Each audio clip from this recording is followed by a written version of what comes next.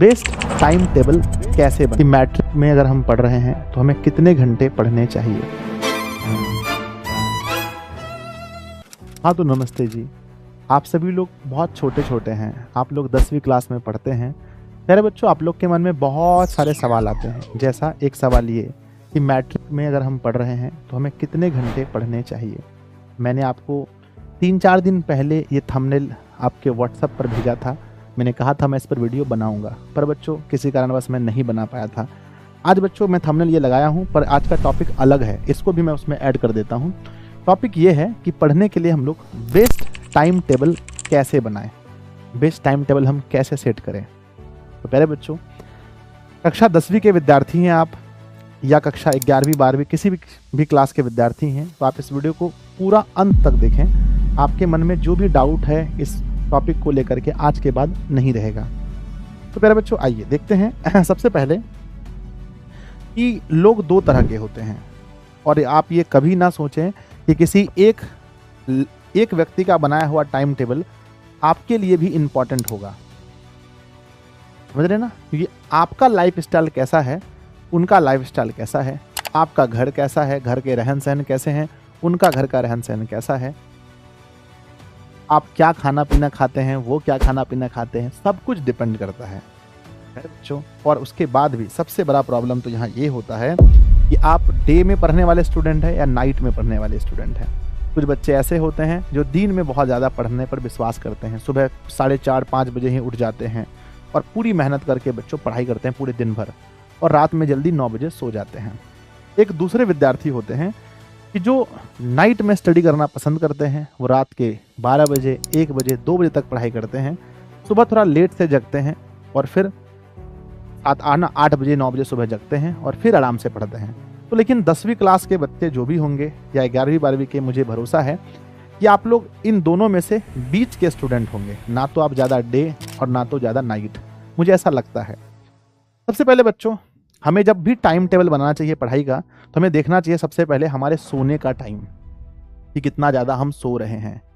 बहुत सारे लोग कहेंगे बच्चों कि 3 घंटा 4 घंटा भी सोने से मामला हो सकता है। लेकिन बच्चों मैं कहूँगा कि मेरा जो एक्सपेरिमेंट है 10 साल से बच्चों, मैं इस मतलब कि 2014 में मैंने मैट्रिक एग्जाम दिया है, उसमें मैं खुद की पढ़ाई के लिए रात जगता था, दिन में पढ़ता था। उसके बाद फिर से स्टूडेंट के साथ मेरा सफ़र रहा है, ये लगभग 9-10 साल हो गया। मुझे ऐसा मानना है बच्चों कि कभी भी ज़्यादा रात तक अगर हम जगते हैं तो मेरा अगला दिन जो होता है वो बर्बाद हो जाता है। तो पहली बात है कि सबसे पहले आपको यहाँ पर हाईएस्ट मैं कहूँगा बच्चों, बहुत ज़्यादा टफ करना है तो 12 बजे रात तक, 12 बजे तक हाईएस्ट। ऐसे 11:30 हम देते हैं, 11:30 में एज अ स्टूडेंट आपको सो जाना चाहिए, अगर आप विद्यार्थी हैं तो। ठीक है ना? हम बच्चों खुद नहीं सोते हैं, हम खुद 1 बजे 2 बजे 3 बजे सोते हैं। तो खैर हम लोग का लाइफ स्टाइल अलग है बच्चों। मैं आप लोगों का बताता हूँ, विद्यार्थी हैं आप तो 11:30 बजे आपको किसी भी हाल में सो जाना चाहिए। और यहाँ से 7 घंटा लगभग जोड़ लीजिए, 7 घंटा है ना। 12 से 7 अगर हम जोड़ते हैं तो 7 बज जाता है, यहाँ 6:30 बजेगा, तो लगभग आपको सो करके 6 बजे उठ जाना चाहिए। 6 बजे पहले के वो टाइम था एकदम 4 बजे उठिए, 4 बजे उठिएगा बच्चों, तो इधर इसको पहले कीजिए। पहले तो जब भी सोना है 6:30 से 7 घंटा मिनिमम आपको कितना जोड़ना है, 6:30 से 7 घंटा आपको सोना है। ठीक है ना? 6:30 से 7 घंटा। अब आप बोलेंगे सर इतना घंटा सोएंगे? हाँ बच्चों, तब आप एकदम फ्रेश महसूस करेंगे। और कुछ अपवाद होता है हमेशा जीवन में, हो सकता है आप 3 घंटा में ही सो जाएं, तो आपकी बात अलग है। मैं जनरल इंसान की बात करता हूँ। जब आप 6:30 से 7 घंटा पढ़ते हैं, तब आप आगे 6:30 से 7 घंटा सोते हैं, तो उसके बाद जो भी टाइम आपके पास बचता है ना, फिर वो टाइम आपका दिमाग 100% बच्चों एकदम पूरी तरीके से आपका साथ देता है, आपका शरीर भी आपका साथ देता है बच्चों। अगर आपका शरीर स्वस्थ रहेगा तभी आप अच्छे से स्टडी कर पाएंगे। शरीर बच्चों मान के चलिए सोने, है ना, बहुत पढ़ने का मन कर रहा है, पर शरीर बच्चों बार बार सोने लग रहा है, बार बार थक जा रहा है। इसीलिए पहले आपको सोने का टाइम फिक्स कीजिएगा। आप लोग कमेंट बॉक्स में लिखिएगा आप कितना टाइम सोते हैं। पहली बात, कितना घंटा सोते हैं। अब आपने सो लिए 7 घंटा, यानी 24 घंटे के 7 घंटे तो आपने निकाल दिए। अब बच्चों होता है कोचिंग या ऑनलाइन क्लास। अब ये कोचिंग और ऑनलाइन क्लास जो है, इसको और प्लस में हम स्कूल कहते हैं, प्लस स्कूल, इन तीनों का टाइम आपको जोड़ना पड़ेगा कि आप कोचिंग में कितना टाइम दे रहे हैं, स्कूल में ऑनलाइन क्लास में कितना दे रहे हैं। स्कूल में बच्चों, स्कूल में बच्चों मैं अगर बताता हूँ, अगर आपकी स्कूल में पढ़ाई नहीं होती है पढ़ाई अगर नहीं होती है आपके स्कूल में तो स्कूल में छुट्टी भी लेना शुरू कर दो। अगर कहा जा रहा है कि 70-75% अटेंडेंस बनाना है तो कभी भी 100% स्कूल मत जाओ, क्योंकि जो टाइम आपका बचेगा उस दिन आप बहुत अच्छी स्टडी कर पाएंगे। जब स्कूल आप नहीं जाएंगे तो 3-4-5 घंटा आपके पास बच जाता है, पूरा 4-5 घंटा आपके पास बचता है और उस समय आप बहुत अच्छे से घर पे बैठ के स्टडी कर सकते हैं। तो अगर स्कूल में पढ़ाई होती है तब तो आप डेली जाइए, नहीं होती है तो अवॉइड कीजिए कि जब भी मौका मिले छुट्टी का तो छुट्टी भी जरूर कीजिए अपनी स्टडी के लिए, पढ़ने के लिए। तो मान लेते हैं कि हमारे पास टोटल 7 घंटा हम सो गए और कोचिंग ऑनलाइन क्लास स्कूल से मिला करके हमारे लगभग 5 घंटा निकल गए, 5 घंटा या फिर 7 है ना, 6 घंटा, 6 घंटा। तो 6 और 7 कितने हो गए? 13 घंटा आपका खत्म हो गया, 13 घंटा। अब आपके पास प्रॉपर कितना घंटा बचा है?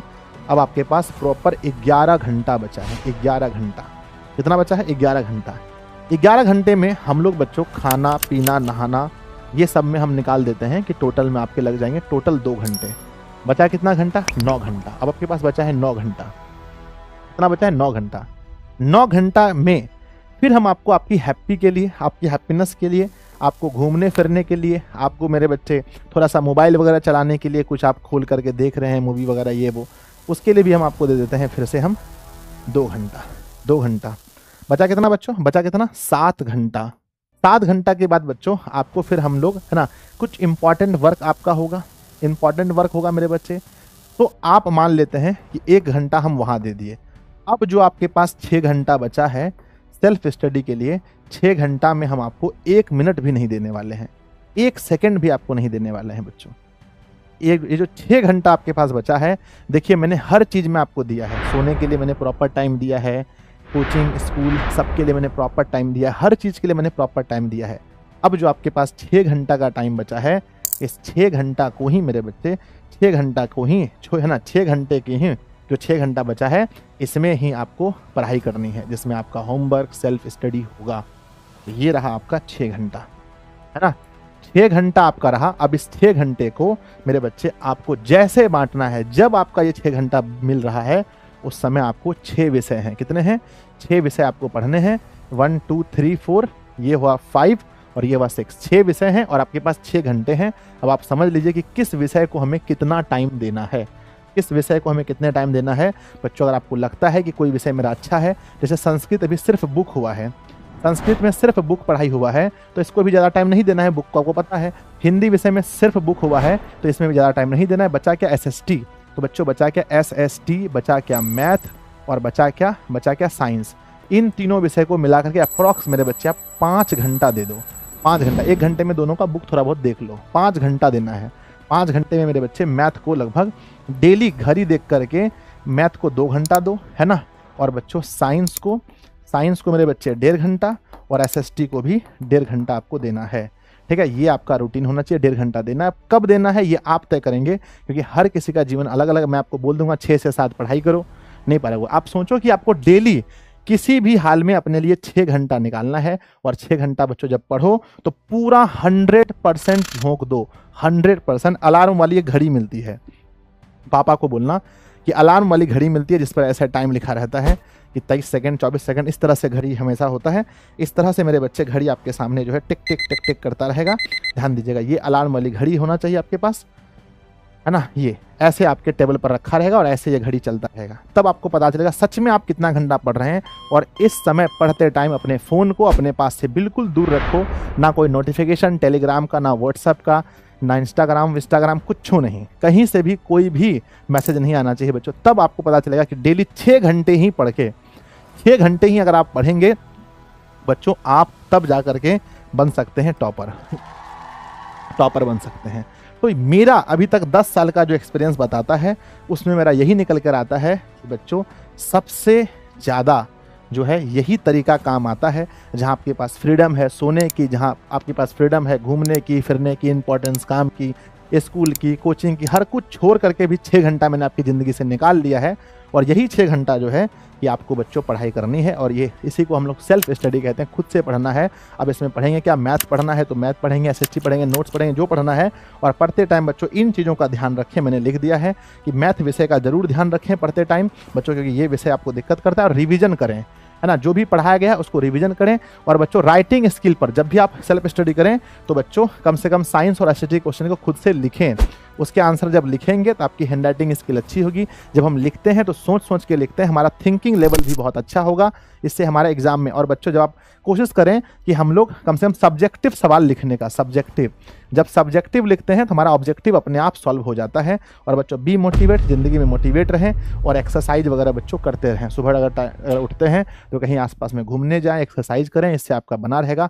और आपका जो सपना 450 प्लस है, अगर आप मेरे इस बात को फॉलो करते हैं, इस तरह से अपना रूटीन बनाते हैं, तो मेरे बच्चे मैं सच कहता हूँ कि आप 450 आराम से ला सकते हैं, बहुत आराम से ला सकते हैं।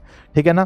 तो हम उम्मीद करते हैं बिहार के जितने भी बच्चे इस वीडियो को देख रहे हैं हमारे, सभी को बहुत फ़ायदा मिलेगा इस वीडियो से। और आप लोग भी इस तरह से अपना रूटीन बना पाएंगे जहां आप सोएंगे भी, सब कुछ आपका होगा। तो बच्चों इस वीडियो से आपने क्या सीखा कमेंट बॉक्स में ज़रूर लिखिएगा। अभी आप कितना घंटा सो रहे हैं, कितना घंटा सेल्फ स्टडी कर रहे हैं, ये कमेंट बॉक्स में ज़रूर लिखिएगा। वीडियो अच्छा लगे तो लाइक कीजिएगा, दोस्तों को शेयर जरूर कीजिएगा, उन्हें बताइएगा अगर वो ऐसी वीडियोस देखना चाहते हैं तो दिशा ऑनलाइन क्लासेस को सब्सक्राइब करके भी रख ले। धन्यवाद बच्चों, मिलते हैं किसी और वीडियो में। और आप लोग जरूर मेरे प्यारे बच्चों, जितने भी बच्चे हैं आप सभी लोग जरूर मैट्रिक के स्टूडेंट अगर आप हैं तो ड्रीम 450 प्लस बैच में जुड़ जाइएगा, जहां हम आपको ऐसी बातें रोजाना बताते रहते हैं। और रोजाना हम आपको बहुत अच्छे से math, science, social science, Hindi, English, Sanskrit सब पढ़ाते रहते हैं। ठीक है, तो कमेंट्स करना नहीं भूलिएगा, आपका कमेंट्स मुझे बहुत अच्छा लगता है। धन्यवाद बच्चों।